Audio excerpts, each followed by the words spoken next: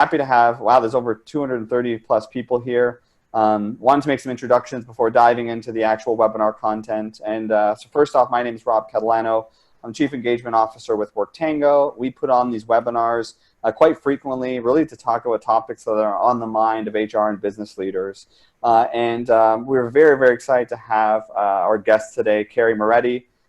Carrie is a serial entrepreneur, an innovator and a technology advisor who actually believes the future of work is remote, which is why he's on the call today. And he's actually lived that philosophy for over 20 years. In 2008, he built his first 100% remote organization and hasn't looked back since.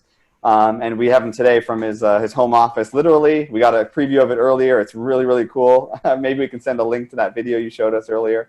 But very excited to have you with us today, Carrie. Thanks, Rob. Really looking forward to the session.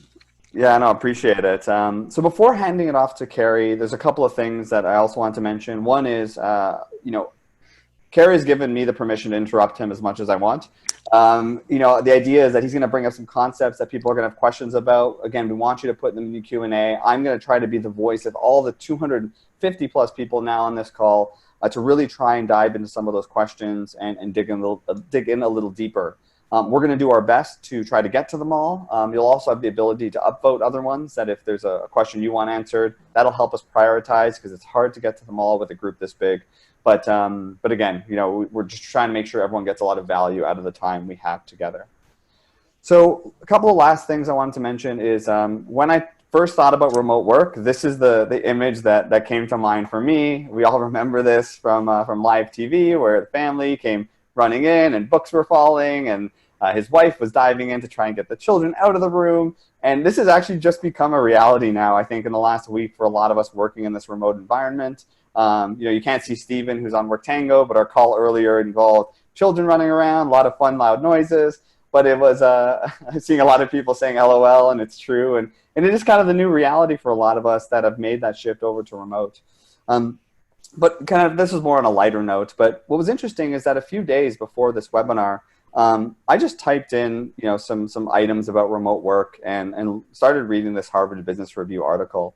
And the first question that was posed in this article at the bottom was, are organizations prepared for this sudden transition? And the quick answer was that no, organizations are not set up for this.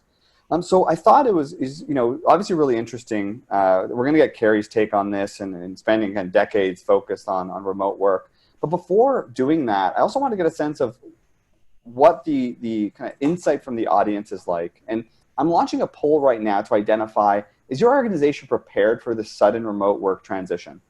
So I just launched a poll and, is your organization 100%? Is it mostly? Is it somewhat? Not at all. Like it's challenging. Or is it not applicable? Maybe you're an independent consultant that works from home anyways, or something to that effect, or a student. But wanted to get some ideas here of what the type of listener we have on the webinar today. So I'm going to give it a couple of seconds. I saw someone write in 100%. Our organization was set up by Carrie, so that's very good. Thanks, Justin.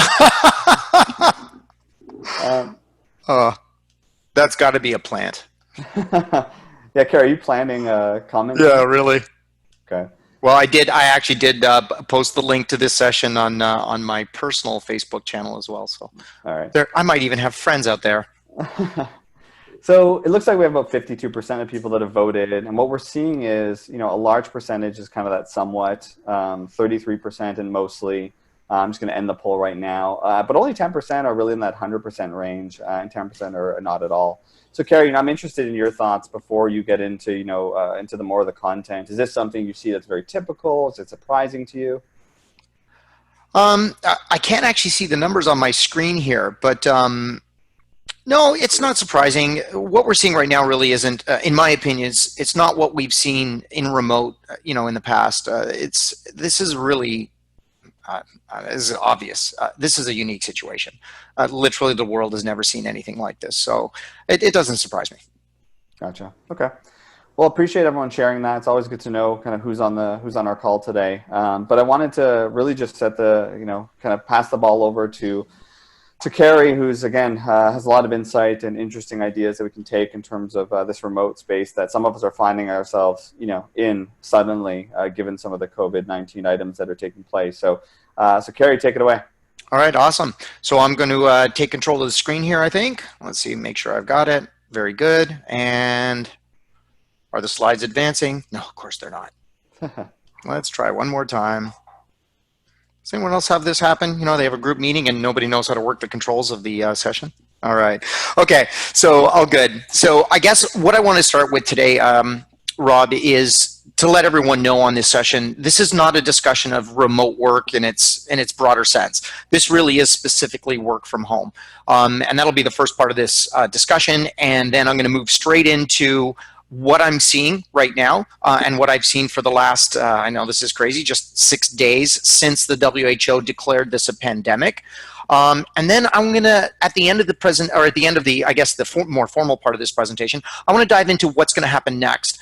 I'm not a soothsayer. I'm not a futurist. I can't predict what's going to happen next.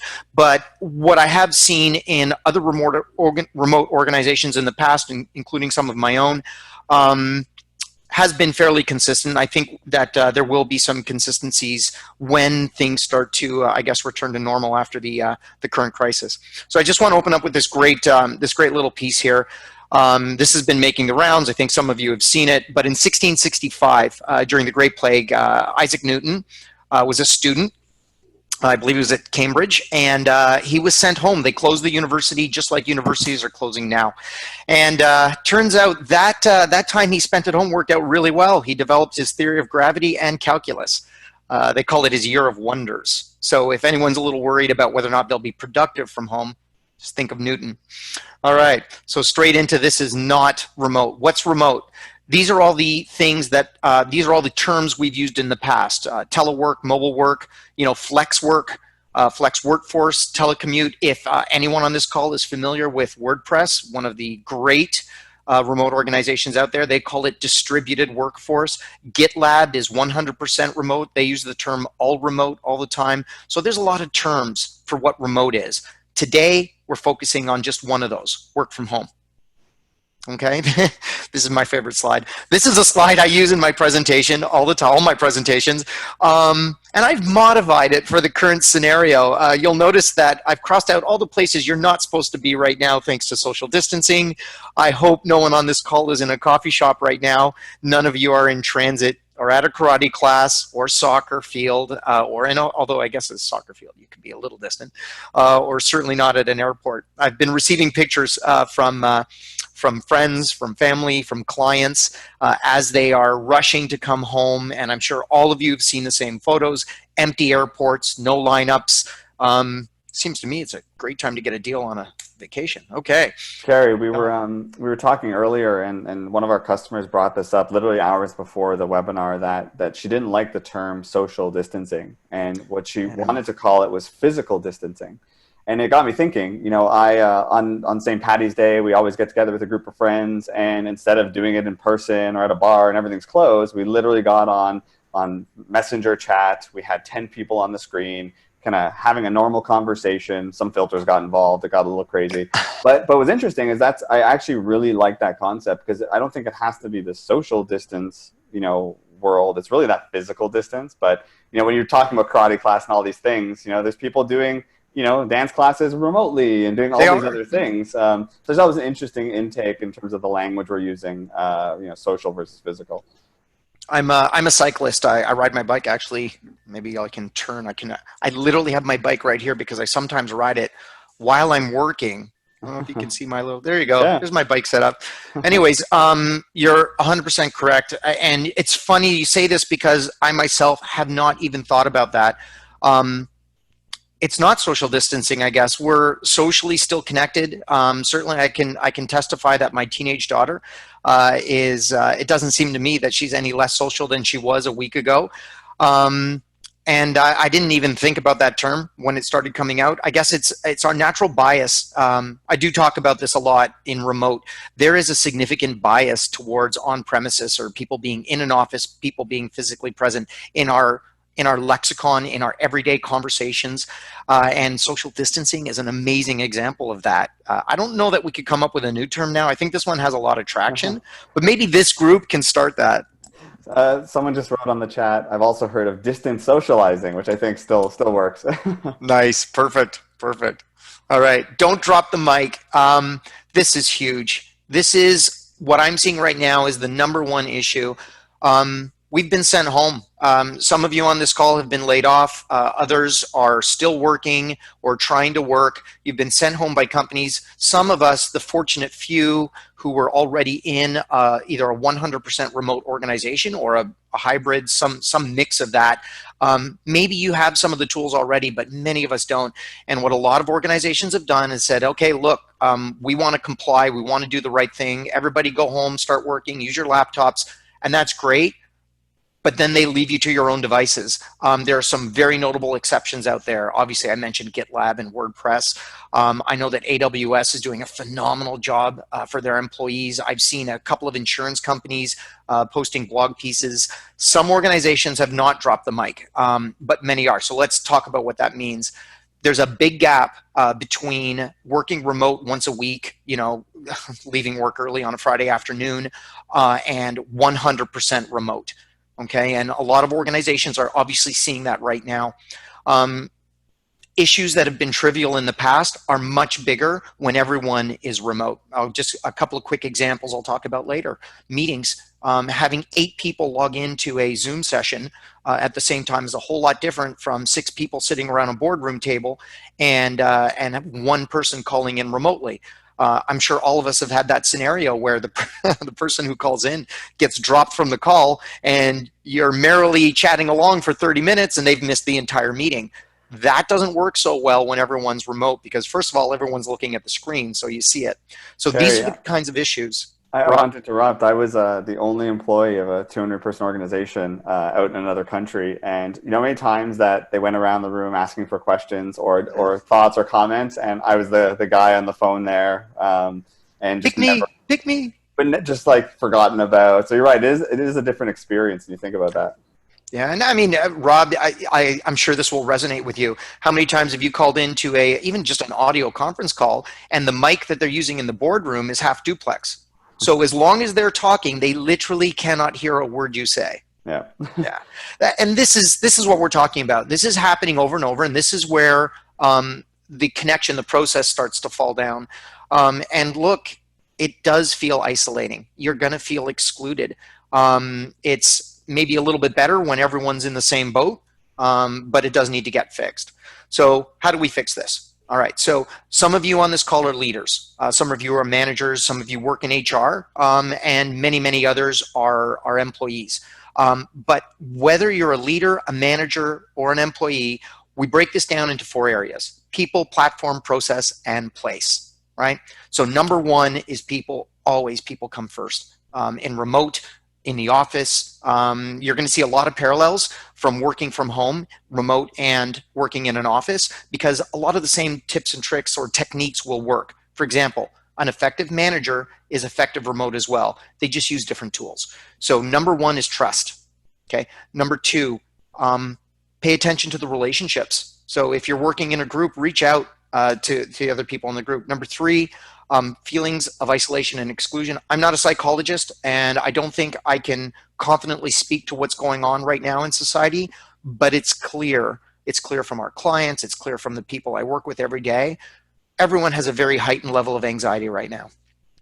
Platform is about picking the right technology. Rob, you and I are using Zoom. I think you've been using Zoom a long time, right? Yeah. Absolutely. And I've used tools like WebEx and GoToMeetings and Hangouts and Skype. They're all great. They're all great. But everyone's got to be on the same platform, right? We can't have, your boss calling you from Skype and you're on a mobile phone and then someone else is trying to log in with Zoom. It simply doesn't work. We need to standardize. And if your organization didn't already have a set of standards for communication, get that in place. Process, clarity on objectives. How are you going to do stand-ups for those of you who did stand-ups? How are you going to have those ad hoc meetings? Hey, everyone, let's just pop into the boardroom and chat about something. Work that out now. It's not too late, even if you've already been sent home. And of course, place. Place is my favorite. I love what I'm seeing right now. all the anxiety and stress has really pushed people into this place where they're taking a very close look at their home workspace. And I know that my partner has sent me some photos of her coworkers, and it's really cool what they're doing with their work from home setup. All right, so I've now got 4 slides, Rob. I'm going to go through these pretty quick because I think you and I both want to get into conversation with the people on this session. I don't want to just be a talking head here. I really want to hear what people want to know, and we can get right into answers. But quickly, on people and culture, you can see, and Rob, are we making these presentations available to everyone after? Yeah, everyone will get the actual slides and the recording after as well. Awesome. And to your point, Carrie, here's a really good time if you're hearing something triggered or you had a question going into this conversation, definitely shoot those in the Q&A and I'll be moderating those. Right. Awesome. Okay. And I can see Kimberly's already asked a great question. We're going to get to that in a second. People and culture. A lot of the data here is, this is pulled out. What I did, I guess, let me just explain.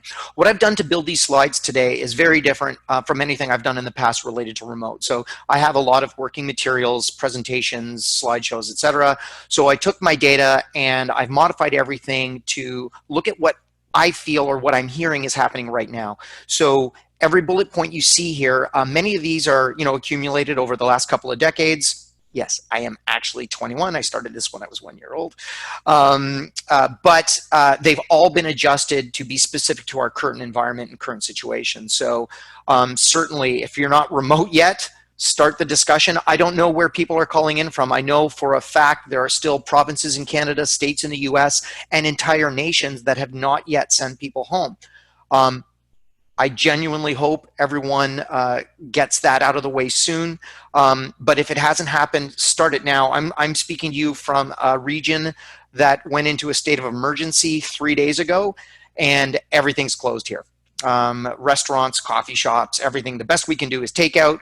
We're still getting courier deliveries, although I understand that's now being limited to essential goods only. So start that conversation. And I'm going to skip over the rest of these bullets. Okay, Rob? And we're going to get through these so we can get to these questions. I see they're accumulating already. Platform and tech. Just a couple highlights from this slide. Pretty much everybody's either using Google Suite or Office 365. So that's obviously the focus here. But there are many, many other platforms out there. Zoho, there's even individual tools or discrete tools. WorkTango has some great products. There are other products out there. I'm sure people have heard of Trello. We're on, Rob and I are using Zoom right now, Slack, and so on. So make sure that you have access to the tools that your company uses. If you're a leader, make sure you have enough licenses. If you've already sent people home, you've probably discovered that you don't. I've received word already from 2 of the major banks in Canada of VPN failures. Dongles, they haven't had enough software keys. License, they literally couldn't get their employees to log in because they only bought 20% of the number of keys that they have for the total number of employees. So these are big issues. You've probably seen them already. If you haven't, think about it, get those tackled. All right, next, process and workflow. Make sure your meetings are in your calendar. It's one of the things that we see a lot is people like to call quick ad hoc meetings and get a few people together. This works really well remote. As a matter of fact, it's more efficient. I've always found that it takes a lot longer to wrangle people when they're not at their desks, they're out getting a drink of water, they're in the kitchen. You got to go find them in the office. With remote, as long as everyone's on the same channel or using the same communications tools, you can rustle up a conference call really, really quickly. And of course, as we talked about, place. One thing, I just want to say one big thing here about place. I always talk about my home office because I've taken a long time to build this home office. It's really fun. I have a bike right next to my desk. I do sit on that bike during the day sometimes. I have pictures of my family surrounding me. I've built a little nest here. I have little toys. This is my favorite. This is my latest addition. This is Animal from the Muppets. Those of you who don't know, well, you're not my friend. So, keep little things around you to be comfortable, but don't get fixated on a home office. You don't need to build, you don't need to be in a room and isolated. People can work from the kitchen. They can work from the living room, a couch. Couches maybe aren't great on the back, so make sure you're comfortable, but whatever that is, it's got to be comfortable for you. All right. So that's it on the four big ones, Rob. I'd love to take a break here before I go into life after COVID-19 and start taking some questions. Yeah, so I'm going to actually switch over to this other slide here, just as a good kind of summary on this. And Awesome. one question that came up is, what are some of the pain points companies experience under normal circumstances? And if we think about in these four buckets, but also how is that being exasperated by the speed, right? Like we're thinking now people are trying to figure this out quickly, and based on that poll, right? There's only 10% that actually have at that space right now. So it's kind of a big question, but it'd be interesting to see like what are some of the pain points that companies that are starting this journey a little further are going to start seeing and running into to try to avoid those those landmines, so to speak. And are you seeing anything being exasperated in the last week or so based on that speed? Yeah, I am, and that's a great question. I think at a high level, we can say literally everything is new to everyone right now because no one's been in this position before. But couple things. I have a 100% remote organization. So in addition to the work I do with Proximuto, I also work at a technology company that is 100% remote. And we've had several individuals express feelings of isolation that are very odd. Rob, you asked me before, when was the last time I was out of my house? This is a little embarrassing to say, but I frequently go weeks without seeing anyone outside of my family. My partner loves to shop. She's awesome at it, and she does a lot of the grocery shopping. So there have been periods when I haven't left the house for 10, 11 days straight and didn't bat an eye, never thought about it. I've been in my home. I was out twice on the weekend, went for a bike ride alone, social distancing. And I was out yesterday to get groceries, and I'm feeling like I'm cooped up. So that's one big difference right there, is that the feelings of isolation that are typical to remote are actually exacerbated right now because they extend way beyond work.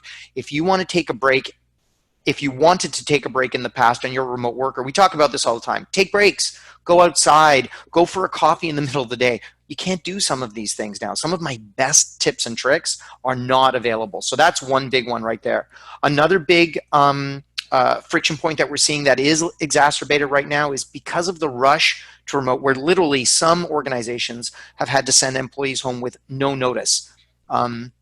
Saria, a technology company in Ottawa, sent home 1,200 employees last week. This was before the full lockdown, with no notice. So the employees went home, and those who could worked from home, and others didn't.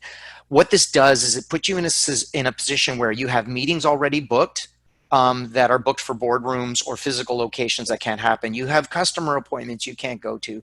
You have one-on-one scheduled with your manager or managers with your staff that are now going to need to be shifted.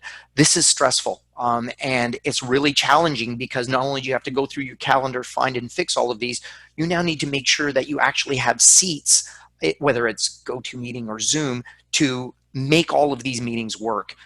Also, we're seeing a lot of people switch to their mobile phones. Okay, so I'm sure almost everyone on this session right now knows somebody that has dropped off of a call. We know that there's reports of brownouts, people not able to get mobile signals. The cell towers are overloaded. It's because there's been a big network shift. So the 300,000 people that work in the financial district in Toronto every day, they still need to talk to their coworkers, and they've gone home and they're now picking up their mobile phones because they don't have remote tools. Their organizations didn't set that up. So Rob, those are just a few of the really big ones I'm seeing, and that's just in the last 3 days. Okay. Now, one question that came up a couple of times, kind of combining a couple here, was, and surprisingly, talking to a couple of other business leaders in the last week, some people haven't even stopped from an onboarding perspective. They're still making hires. They still have jobs to do from and their client commitments. And a couple of questions were around tips on onboarding staff given the situation. But if you are hiring, like, how do you help onboard new employees, keep them connected and engaged when everyone's remote? And clearly, you've had that experience. So I want to see any insights on that because there's definitely a lot of other questions I want to get into. Yeah, change your process. This is a big one. This is part of process. So we actually talk about onboarding, employee training in a normal remote environment. And one of the biggest recommendations for all remote companies is get people together physically, because that's a great way to engender that relationship early on. We can't do that right now. So what we can do, though, is we can leverage our teams. So one of the things I've done in the past with remote employees and remote staff who are physically restricted. So we've worked with people, for example, that are permanently located in another country and in a time zone that can be anywhere from 6 to 12 hours off of the time zone that we're in. I'm speaking from North America, and I may be working with someone in my favorite country right now, Croatia, and they're 6 hours out. So what we do is we leverage the fact that we're remote, and we use this and we say, okay, we've got a new person coming on. Normally they would meet with HR, then they would meet with legal or their manager or whoever's next. What we're going to do instead is we're going to set up a couple of group chats. We're going to virtualize these meetings. So the one-on-ones that need to happen are still going to happen, but they're going to be abbreviated. So instead of HR spending an hour, they're going to spend 15 minutes. And then what I recommend is you take that that person remotely and connect them with their teammates or their new teammates. If your organization is very, very small, well, maybe that team is just going to be 1 or 2 coworkers, or maybe this person is an independent. You know, they're writing content for your website, and they don't have permanent teammates, but they're going to have a manager. They're going to have people they interface with on a regular basis. Let your organization connect with these new remote employees and leverage that. Okay, so it doesn't need to be everything. Everything doesn't need to be top down. In other words. Okay. A question popped up just a couple of minutes ago that I think is really, really great. And, you know, it can be overwhelming to tackle all these issues at once, right? If I'm looking at these 4 concepts on the screen here, thinking about where do I start, the question was, how should we be thinking about triaging this in terms of making a remote work for that workforce? Like, is there a place where you start? Is there a process? Does something come first? Like, I'm just trying to think of how do you triage that? And a good question that came up about looking at this if you're a little overwhelmed. That's tough. So there is actually at Proximito we have something we call the remote work health check. Rob, you know what I'll do too is I'll talk to you after this session.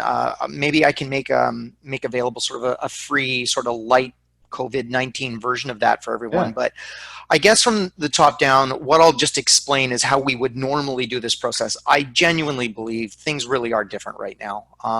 It's very difficult to say, well, you know, normally just the discovery process could take weeks and months. We don't have that kind of time. As a matter of fact, people just got sent home. So this is a bit backwards.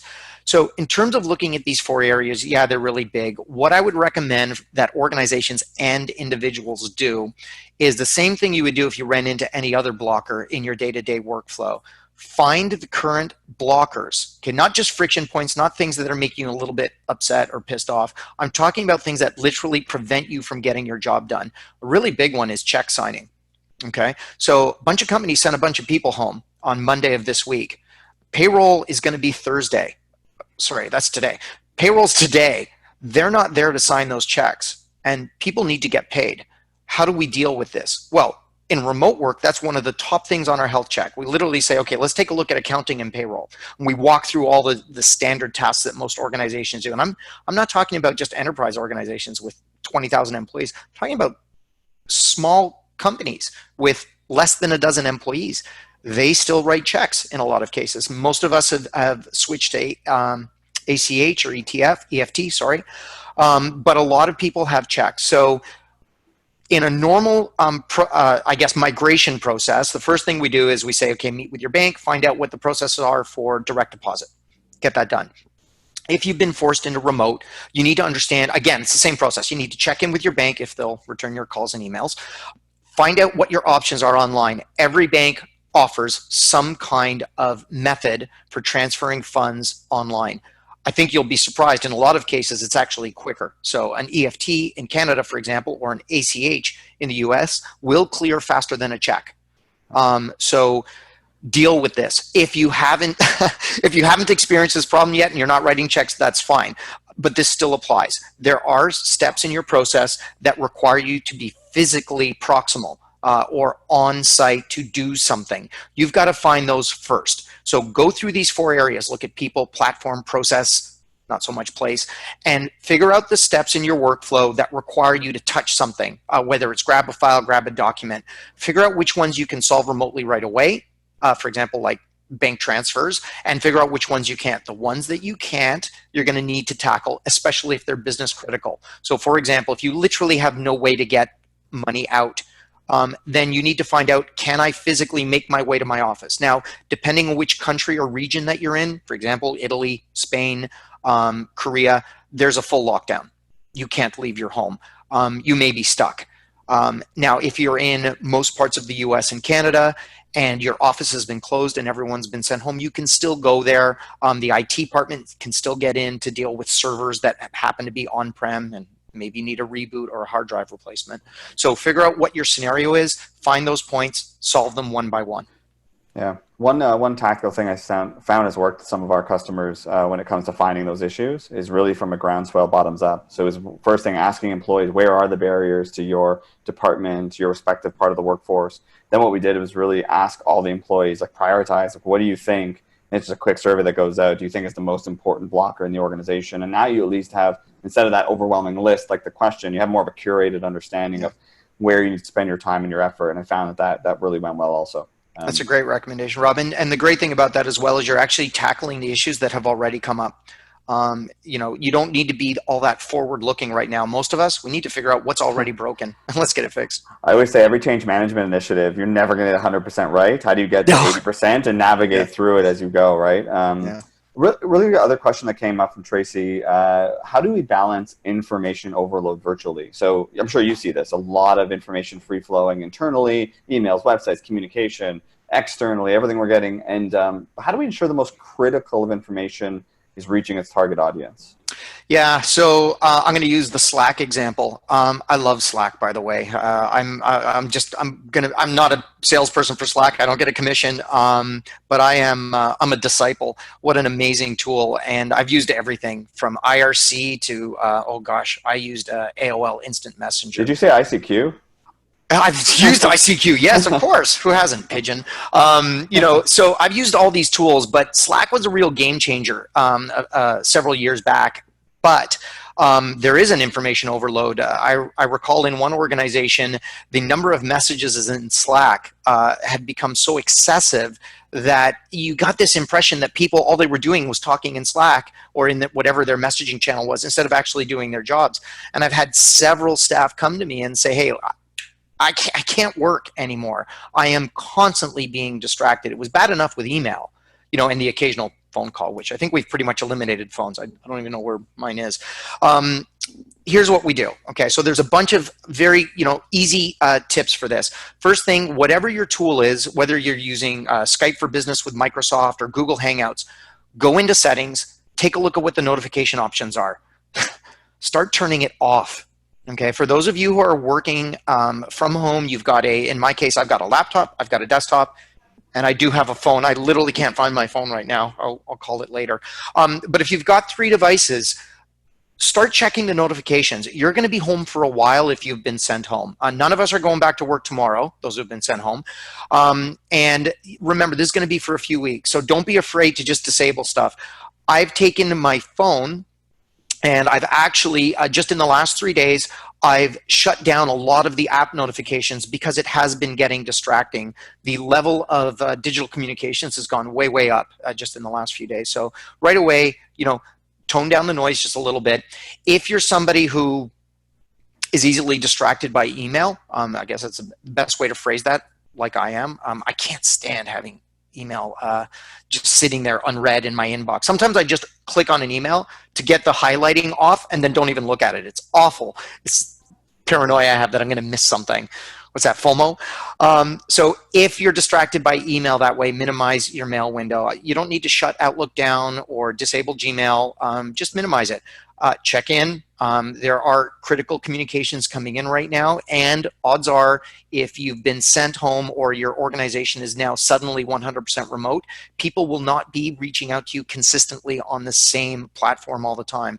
So I have 2 people that communicate with me 50% of the time on email, 50% of the time on Hangouts. I don't even use Hangouts for any of my organizations, but they have my personal Hangouts account and they're sending me stuff. So you're going to see a lot of this. Start closing windows, minimize it, get tasks done. I think everyone understands the value of focus. Yeah. One other thing I've seen work in past organizations and current ones I work with is they basically created a 2-hour, 3-hour window in the course of a day where no mass communication goes out to employees. So if you need to talk within your teams, organizations, that's okay. But any mass emails, there's not an expectation someone's going to read a mass email to every employee.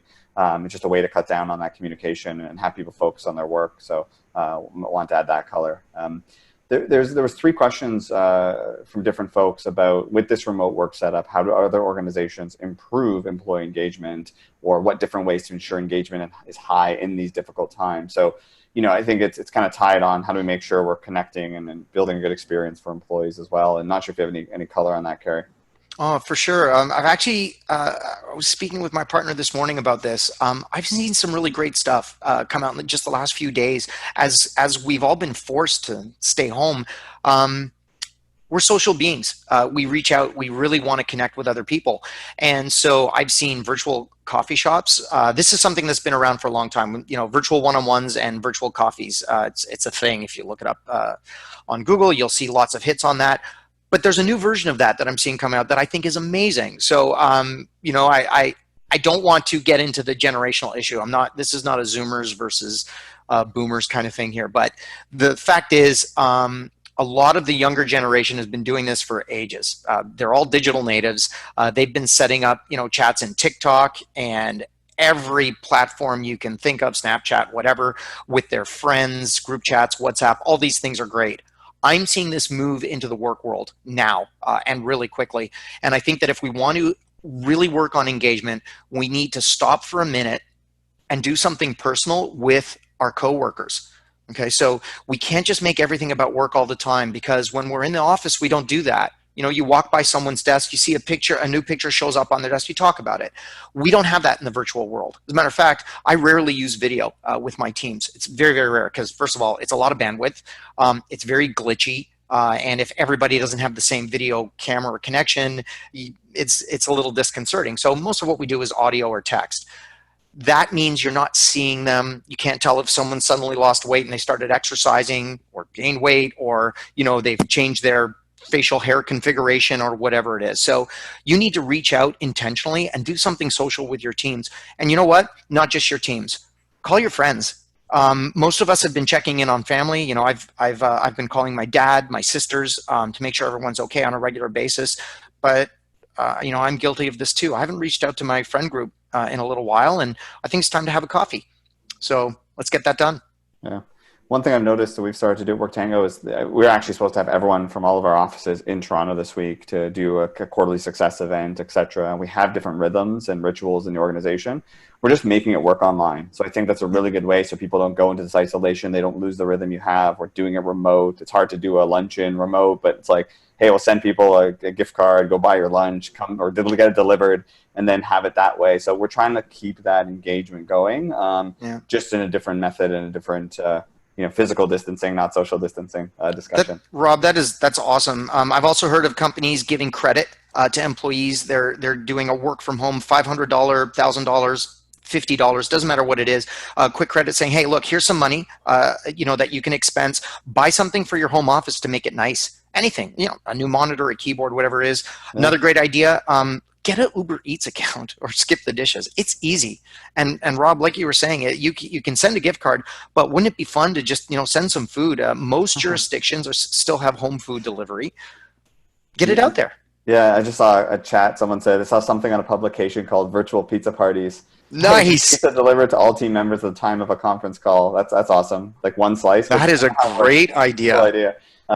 So I want to be sensitive to, there's a lot of great questions, and I'm kind of worried I'm not going to get to it all. But what I was thinking to do is if we can complete the what's next, the other items you had, I want to get into is more of a rapid fire, try to address many of these questions. And thank you everyone for participating. It's really great to see the conversation. So I'll leave it to you, Carrie, to go through the next part, and then happy to stick around and have as many questions as well.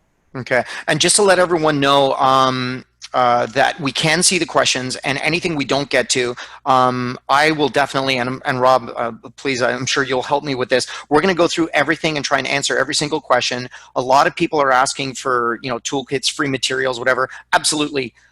Just so I can explain what's happening here. Rob and I are not exchanging any money. That's not what this is about.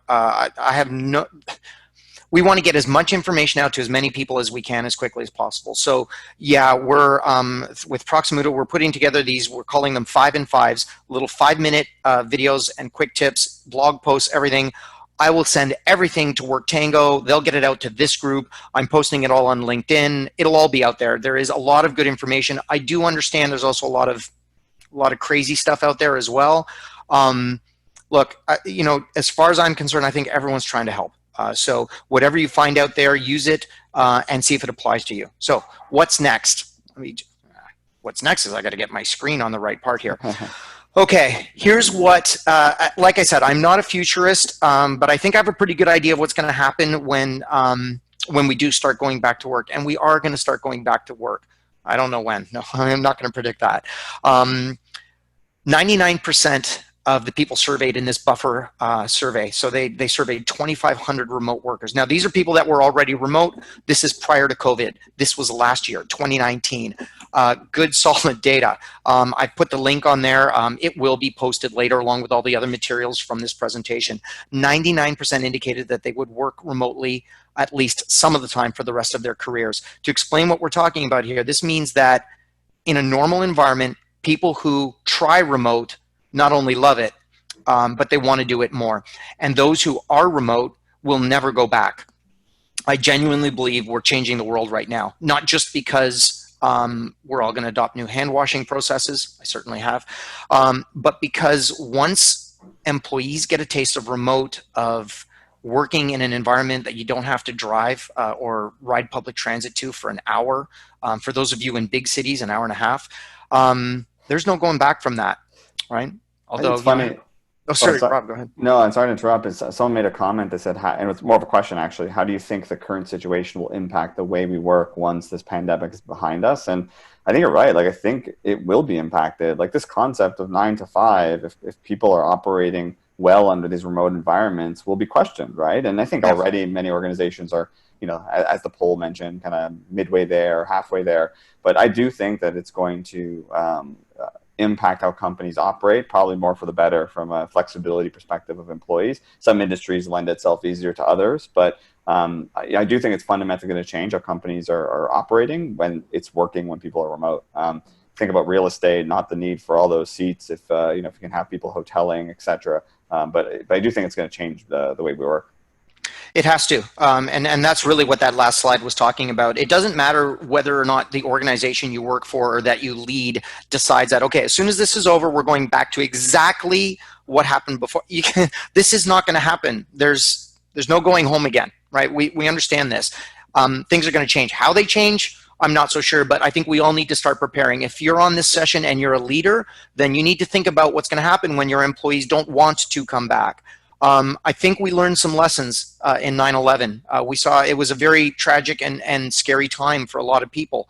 And when they reopened the airports and people and they opened some downtown cores, some people didn't want to go back to work for entirely different reasons. But we're going to see a little bit of that. So you need to prepare for that now. You know, I say in the slide, this is a sentence that I wrote, I kid you not, long before I ever heard of COVID-19.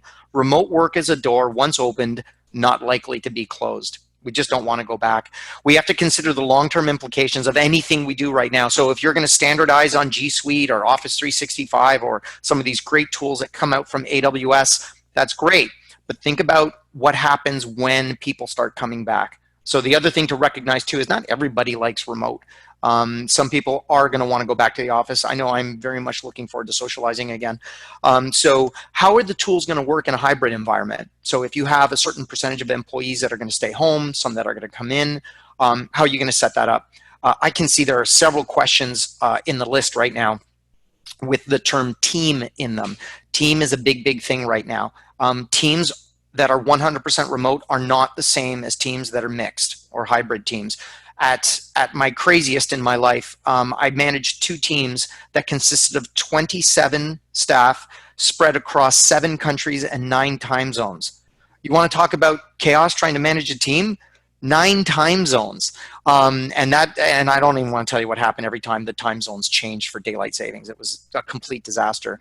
really what we tried to do was meet everyone where they are. So I don't think anyone is seeing this quite yet.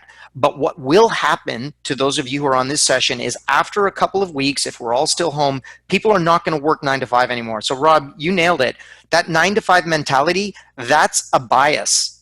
There's nothing that makes us work 9 to 5 unless you need to be physically present to meet with somebody. So what I've seen in the last 20 years over and over again is that when someone moves from an office to a remote environment, they start by maintaining exactly the same hours. That's usually the most successful strategy, by the way.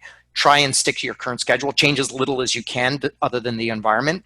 And then what happens is over time, it starts to drift. Some people very quickly, within a week, they realize, man, I can get more done at 7 a.m. because the house is quiet, or I can get more done at 4 a.m. I've had single dads. I have one person I work with a lot. He's a single dad. He's got special needs child, and he cannot maintain a 9 to 5 schedule. It is literally impossible for him. But he puts in a full work day every day, many days more than a normal work day. But he fits it in. He does it in fits and starts. He has a very unique schedule, a couple hours early in the morning, a few hours midday. A lot of it depends on when the providers come to the house, etc. For those of you on this call who have parents at home, this is a very difficult time. I have a grandparent who is, knock on wood, still with us, and he has a lot of special medical needs. And it's really tough for the family needing to deal with that and work from home at the same time, a lot of interruptions. So there are some schedules. Be prepared for that when we go back, that some of those people have changed their schedules and it's not going to change back right away. Measure and record. This is big, big, big, big, big. I'm excited in for one aspect of what's going on right now. In about 2 weeks from now, I expect to see a lot of amazing data from really smart people doing great studies on remote work. Granted, most of it is going to be work from home, and all of it is going to be tinged with a very healthy dose or maybe unhealthy dose of anxiety, but we're going to get really good data. Look at this from your organization, and you as individuals, think about what you're doing right now. Take some notes. What's working for you? What's not working for you? It'll make your life better in the short term, but it's really going to improve things in the long term. Because when we go back to work, when this is, I guess, over, it probably won't happen all at once. I expect there'll be some kind of waves, and certainly different jurisdictions will reopen at different times. So figure out what was working, because you may need to find a mix of these techniques and tricks so that they still keep working for you. All right, so employee engagement is going to be huge, and it's going to be, I think, a lot tougher in a couple of weeks than it is right now, because we're going to see a lot of people, I guess, experiencing remote issues that normally we don't see for many months. I think everything's being accelerated right now. I really do. All right, best practices. These are 6 quick tips, and then we'll go back to the Q&A, Rob. These best practices were pre-COVID-19. I've modified them a little bit, so just understand it's going to be different for different people on this session. But I'm going to go straight to bullet number 2 because it's, I think, the most important. Technology is an enabler, not a blocker. I know right now a lot of you are having trouble with your mobile phones. You can't get connections, your landlines, your VPN. VPNs are a nightmare right now. I'm a technologist, all right? So I'm just going to defend technology for a minute here. I don't want to get too crazy here, but technology is what's allowing this to work. It's not what's making this awful. And just try and keep that in mind. Yeah, things are falling apart for some organizations because no one's done this, okay? A VPN generally isn't designed for 100% of their team to be remote. And I can tell you this, no VPN, other than those that are stress tested, like NASA and the military, no VPN is stress tested with video chats. Okay, most organizations don't expect all their employees to go home and start getting on calls and making video calls. That's a tremendous amount of bandwidth. So yeah, there's going to be some technological blockers. I'm sure your IT departments are figuring it out. If you're an IT person on this call right now, sorry, but I'm sure you're getting it done, okay? Hybrid models will become common. So as I was just saying, when we go back, this is what we can expect to see in the coming weeks and months, that some employees will potentially refuse, but some employers will look at this as an opportunity to kickstart their remote programs. Already we saw in 2019 a massive shift towards remote. That's just going to be accelerated. That's what this situation is doing. Physical space that facilitates remote work, very last bullet there. I said this before, make your nest, all right, and learn to love it. Find nice things for your workspace at home, and it doesn't matter what that space is, your kitchen, a home office. If it has to be a basement, try and find a window. I was saying, Rob and I were chatting before this session. We did a renovation and I had to live in my basement. Now, I haven't lived in a basement since I was in university. And man, it's rough to go back to a basement when you've been living up above ground for a while. And 6 months of working from home, every day, all day, with no window. And not only did I not have a window, the way our basement was configured, I didn't even have daylight. So I was literally, like a bulb. It was truly cave-like, and it was awful. I'm never going to do that again. So if you're in a basement and you can't get a window, get a nice light. They're really cheap. Amazon's full of them. Great. Last thing is just we have a couple of webinars coming up in March, April, May around navigating challenging conversations, leaders and coaches. It's just some other items you can see on the WorkTango website, but I want to be sensitive to time and really get into some of those questions. There's a lot here. I know we're not going to get through all of them, but to Carrie's point, we're going to do what we can to follow up on all of these after. So maybe what we'll do is in the next 5 to 10 minutes, we'll kind of have some quick fire ones and see how many we can get through, right, Carrie? You got it. Absolutely. And like I said, after this is over, we'll go through all this and we'll send out as much material as we can and answer everything. Great. So keep typing. If you want to keep typing questions, they'll get answered eventually. Awesome. So there were 2 questions, kind of similar concept. One is, it says, you talked about bias towards working in an office versus remote working environment. Tell me your thoughts about building trust that work is actually getting done, especially when support staff have never worked at home. And I wanted to complement that with a similar question that said, adopting a culture of trust, do you have any strategies to fast track this or anything to specifically avoid? Fast tracking is tough, but yeah, I have lots of things to avoid. I'm going to be really open and honest about this. All of the tips that I have here on this topic are because I was the worst manager ever. I'm not kidding you. I was an awful human being. I'm so embarrassed. I hope none of my former employees are on this session because I was just terrible. So all the things a bad manager does are even worse on remote. So what we need to think of are the things that we do as leaders and managers that work well. They're going to work well with remote. So number 1, don't check in on staff just because something is overdue, because they know why you're checking in on them. Get to them before it's overdue. If you have someone that you think is dragging their heels, yeah, that's going to happen. That happens in an office too. That's not a remote thing. That's just a thing. So reach out to them on a regular basis. I'm a big fan of stand-ups, not because I work in technology, not because I'm an agile advocate as well. I'm a big fan of stand-ups because a daily 10-minute check-in with your team is brilliant. You want to improve engagement? Talk to your team every day for 10 minutes. And I don't mean one-on-ones. Get them all on a call, and chit-chat. Another tip or technique here, and again, these are all old school, from the olden days before COVID. These all work well for remote, whether we're forced to remote or not. Make time for chit-chat, virtual water cooler, okay? So if you're gonna start a meeting, either start it early or recognize that the first 5 minutes is gonna be nothing to do with the meeting topic, right? Spend a little bit of time chatting with your team and just finding out how everybody is, more important now than ever, all right? So micromanaging, yeah, it's a disaster. You can't micromanage remotely as well as you can micromanage in the office. And I'm telling you, that's a really good thing because nobody wants to be that micromanager. If you are the kind of manager that likes to, I guess have your finger on the pulse and know what's going on all the time, no problem. That doesn't need to be micromanaging. Again, that's all about check-ins. And if 10 minutes a day for stand-ups isn't enough, no problem. If you've got a chat session, if you're using Slack or Hangouts or whatever your chat tool is, ping people once in a while. Not because you're creeping on them, all right? No creeps. But because you care, okay? Try to care. And if you don't actually care, pretend that you care, right? So ask about things other than work. Just check in, see how people are doing. I can tell you that right now, whether you have staff that have been remote for 10 years or 10 days, they're concerned, right? And not reaching out to them is going to be a problem. So Rob, in terms of, proactive, increasing employee engagement, I can't stress enough, reach out, talk to people. And yeah, times are pretty busy. Times are a little bit scary, but it's going to go a long way. Great. This one question came up about how to recognize employee achievements, anniversaries. Usually we did in office. The other quick thing that I've seen is just use video, like record the video, send it out.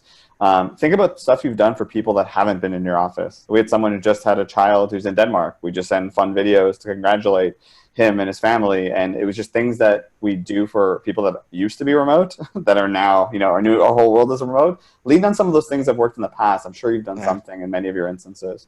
But another question came up twice was this concept of a hybrid model. Like, how do you have success when you have people that are in the office, not in the office, without damaging the culture, or this us versus them situation? And I think a lot of people are in that situation even today. I know it's a big question, but I want to see if any thoughts on kind of succeeding in this hybrid world. Yeah, I do. So I'm going to use one word here: bias. Okay, and I use that word a lot, just generally, and lately I've had to use it less, believe it or not, because when everybody's remote, there's a lot less bias. But certainly when we start going back, when they start developing, when organizations start moving to a hybrid remote model, we're going to see a lot of bias. So generally bias works like this. I'll use the conference call scenario. The remote people are ignored. That's how bias works. Not always. I'm talking about the most extreme cases, but it's really easy to forget that someone is on a call when you can't see them if you're doing an audio-only call. So what I like to tell people to do is this: think remote first, okay? Think about your remote, especially if you're a hybrid team that is predominantly in an office. So if you have 10 people on your team, 2 are remote and 8 are in the office, think about those 2 people first all the time. Okay, and so make sure that your meetings always have a call-in number that is clear and easy to find, not buried, 20 layers deep in the agenda, but right in the subject or in the location. Make sure that there is some method for screen sharing before the meeting starts. Okay, so I see this all the time, that you're in a meeting, you set up a conference call number, you're using the office call-in number, it's all audio, and someone says, yeah, I've got this document here. Okay, well, so 8 people can see that document, 2 can't. Every single meeting needs to be a virtual meeting, virtualized. That will be the standard that we need for hybrid. And the other thing, and again, I'm going to shift back here a little bit towards the employee engagement side, fun stuff, okay? Make sure that if you're using Slack or Hangouts or Skype, whatever your chat tools are, set up a social channel and do it now. If your company doesn't have one, and you're not a manager, make one. Most tools allow participants or users to create new channels. Make your own channel and call it, well, not whatever you want, but be appropriate. But make a fun channel. I'm going to tell you just a quick little story from a good friend of mine. She actually works, she's an HR recruiter, and she walked into a new organization a couple of years ago, and they had a channel. I don't know if she's on this call, maybe. They had a channel that was dedicated to trash that was found in the office, literally. So it started as a way of shaming people, which is really sad, but it turned into the most popular channel in the organization. It's a big company. And what they do now is people take the most artistic photo they can of garbage lying around the office. I suspect many people are literally putting garbage and posing it and spending hours, because I've seen these photos. They are stunning. I actually want to just go work for them so I can just be part of that channel. It's beautiful. Crinkled little water bottles. Do this in your organization. Have fun with it. In every team I have ever worked on, we've had a channel that has been called random or fun stuff, or a couple names I can't repeat here. And it's been dedicated to this, and it always works, and it's fun. Yeah, one of my friends have a channel called, it's just hashtag fun at home, and people are working with my cat or whatever it is. So I think you can, there's a light part of it. And one point I also want to make there is, when you think about trust, there is vulnerability in this whole world that we're all getting into. So that open conversation, that vulnerability, saying what's working, what doesn't, like having these conversations with employees, that's just going to help us navigate through it. So I find someone asks a question, are there any questions around like an employee engagement survey questions? And, we'll actually share those as well. We provided questions to ask people about the remote environment, about how they're feeling about this whole COVID situation, and how they might be feeling about, how they're being communicated to it in the organization or otherwise. So I think just that openness and communication is more important now than ever, given this level of uncertainty, right? Because trust and bias all comes with uncertainty. But when you start communicating and keeping it open, that's when you can really hit it, kind of get everyone involved.